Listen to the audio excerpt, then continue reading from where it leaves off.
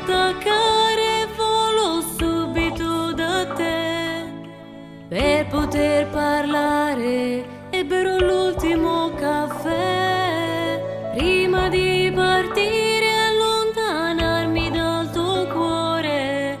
Voglio assicurarmi che mi saprai aspettare.